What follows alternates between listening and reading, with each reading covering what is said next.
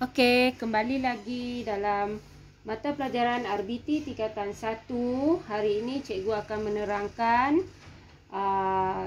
cara-cara untuk membuat rendering pada satu-satu objek.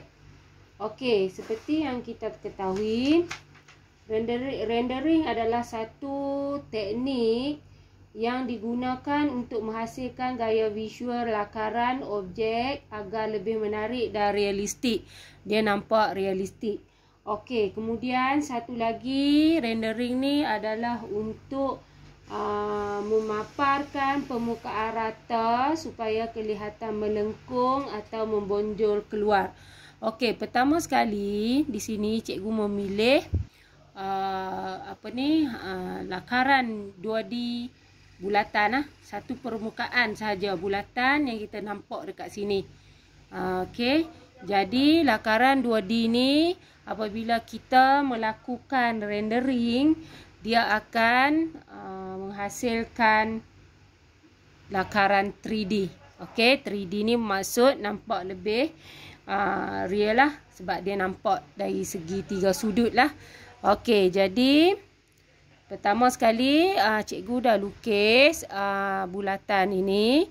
Kemudian kita akan membuat rendering pada bulatan ini. Okey, untuk menampakkan permukaan rata ini membonjol keluar, cikgu akan melakukan rendering dengan menggunakan pensel. Okey, selain pada pensel, kamu boleh menggunakan pensel warna, marker pen, highlighter, kemudian dakwat serta pasta kapur. Tapi cikgu menggunakan pensel.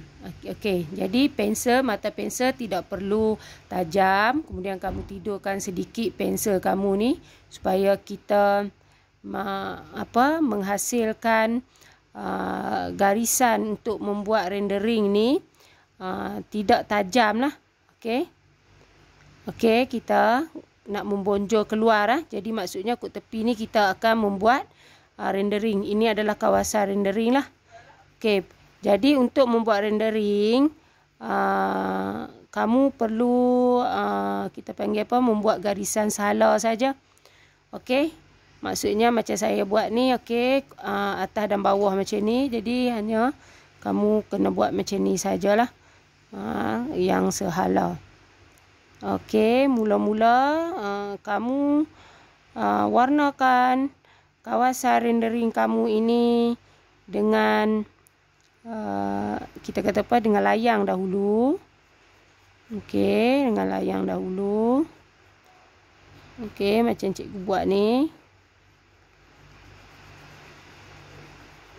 Seluruh kawasan rendering. Okey, kita tinggalkan di kawasan ini, kita jangan warnakan dia dengan render dia, kerana kita nak bagi dia nampak bulatan lah, menonjol keluar permukaan. Kita akan nampak seperti bola. Okey, ini adalah kawasan rendering untuk bulatan.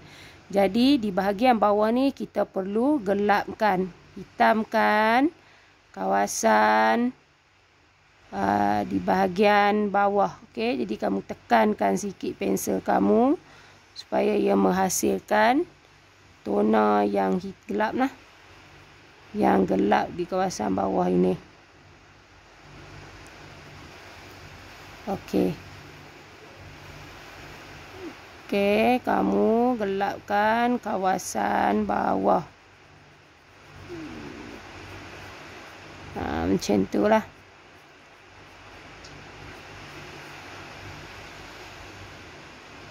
Okey.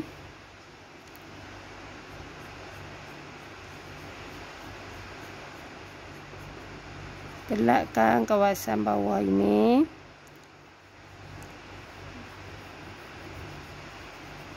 Okey. Siap kawasan rendering kita.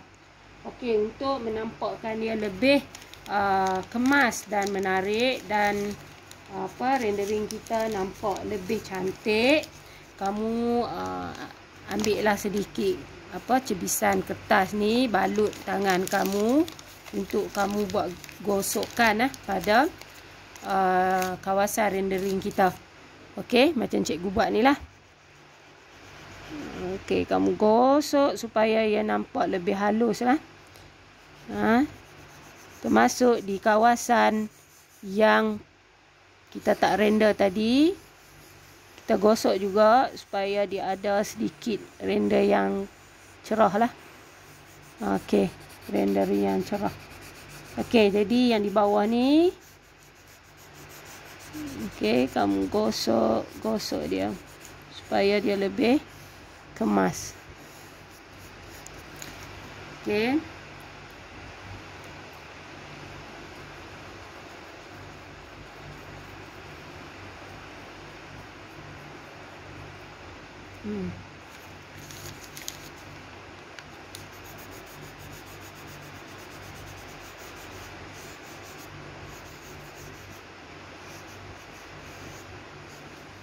Okey, kawasan rendering kita telah pun menjadi halus dan lebih kemas lah, cantik. Ni bila dah kita buat rendering, okey, kita akan nampak bulatan tadi bukan lagi menjadi lakaran 2D. Kita akan nampak seperti lakaran 3D. Okey, jadi ini adalah rendering kita.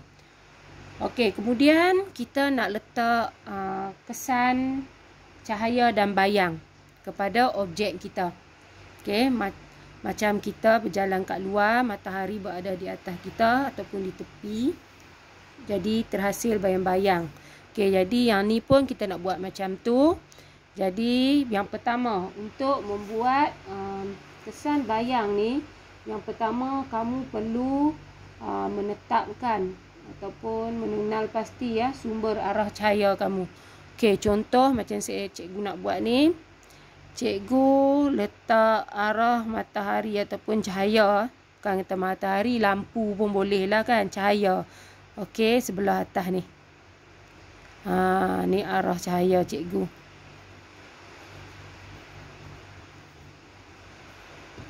Okey, kamu boleh pilih lah. Kod sini pun boleh. Arah sini pun boleh. Jangan bawah sudah.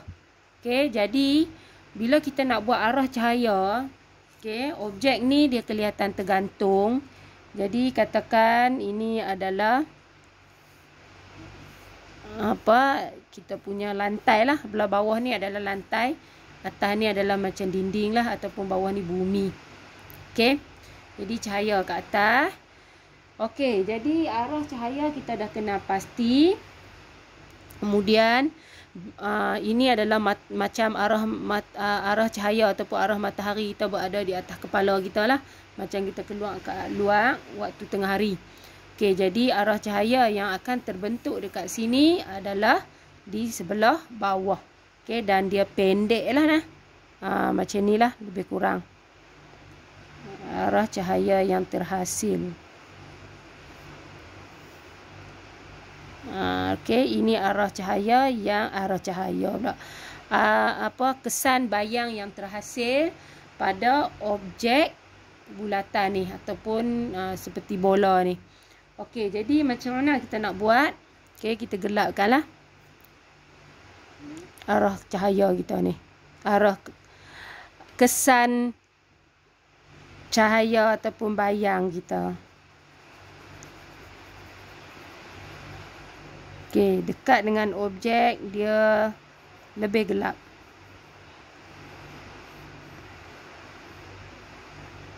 Okey, lebih gelap ya di bawah objek ni. Okey. Dan tepi ini dia makin cahaya dia makin terkeluarlah, macam kita kata apa, cahaya dia makin terang kat sebelah sini.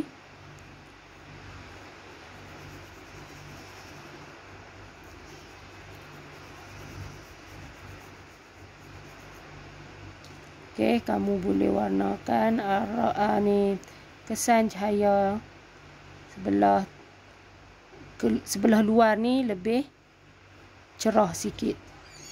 Okey, seperti yang cikgu warnakan.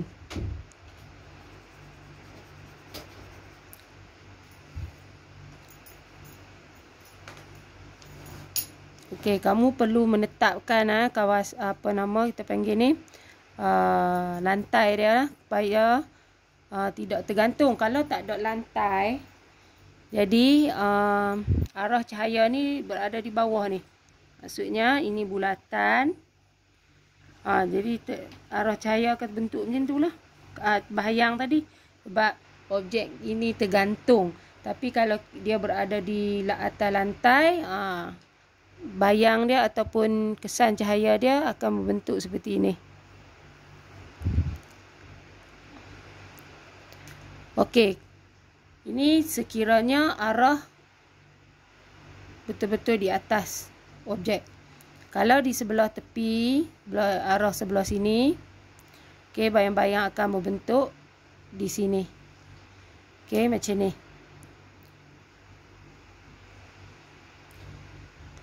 Okey, ni ya. Ini katakan objek kita.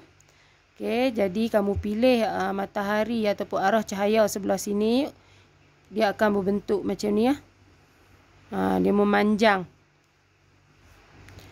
Okey, begitu juga kalau ini objek kita, arah cahaya datang ni daripada sini. Okey, datang daripada situ. Jadi kamu punya bayang dia, kesan bayang dia akan macam tu.